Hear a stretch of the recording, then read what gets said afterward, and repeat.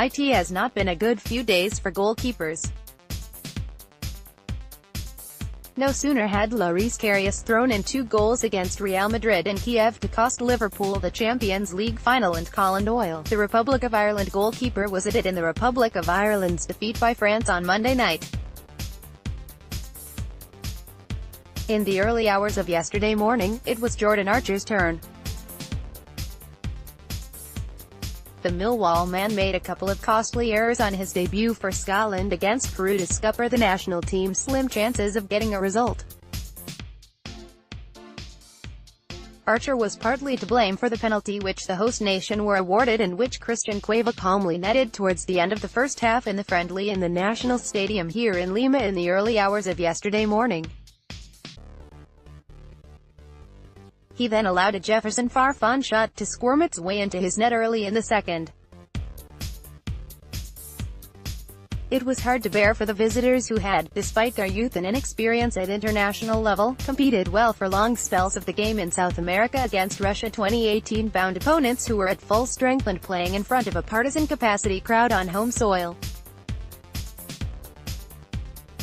But Alex McLeish, the Scotland manager who inherited the end-of-season tour of Peru and Mexico when he was appointed back in February, preferred to accentuate the positives to arise out of the encounter when he looked back on the 90 minutes yesterday.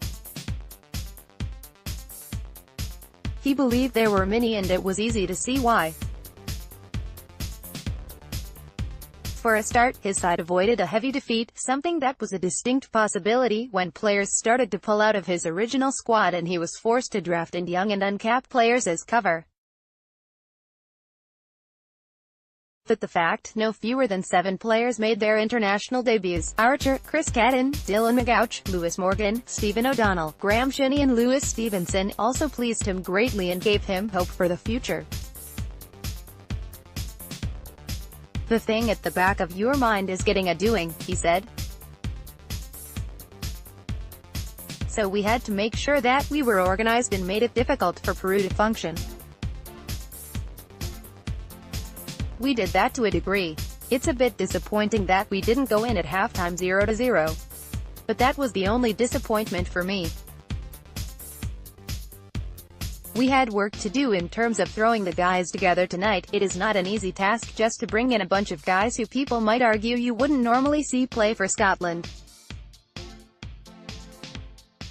But they have all come in and done a great job for us.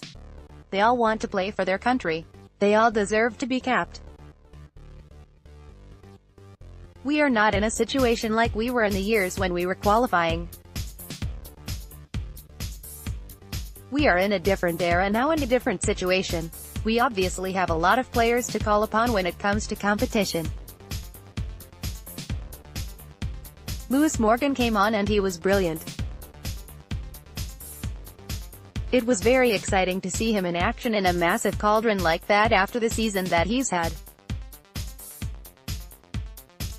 You wonder if he will come on and freeze, but he was a character right away. Stephen O'Donnell did really well. We were analyzing the first goal at halftime and he got sucked out by the winger.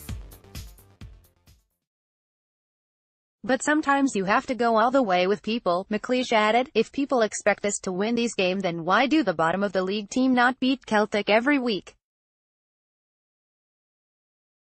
Why would they not get beat every other game? Because there is a little bit of a gulf. Peru are at a better level than us, we have to be honest on that.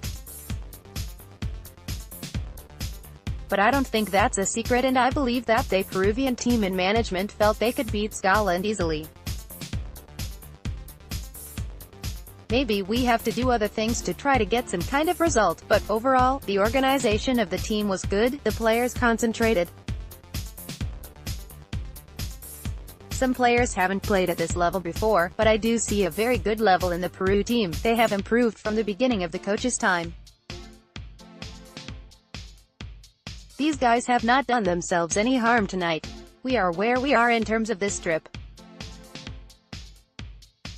I am so proud of them and looking forward to seeing the new ones coming in the Mexico game. McLeish will ring changes for the second match of the summer tour, but he stressed that he will have no qualms throwing any of the players who have come away with Scotland in, despite the match being played in front of an 87,000-strong crowd over in Central America. They handled the occasion well on Tuesday night, he said. The Azteca is another big stage for them. We want to empower them and make them embrace it and say these are the best days of your life. One area which McLeish felt Scotland could have done better was going forward. They failed to test Peru keeper Jose Carvalho with a single shot on target during the course of the 90 minutes.